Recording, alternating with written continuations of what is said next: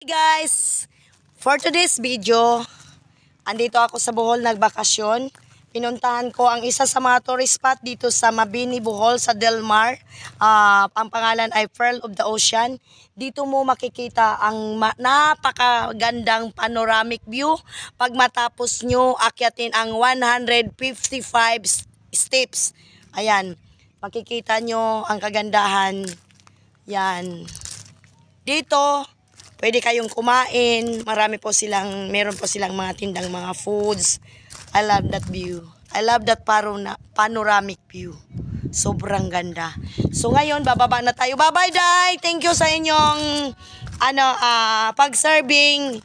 Have a good serving. Ayan, thank you so much. Kaya bababa na tayo. Ayan.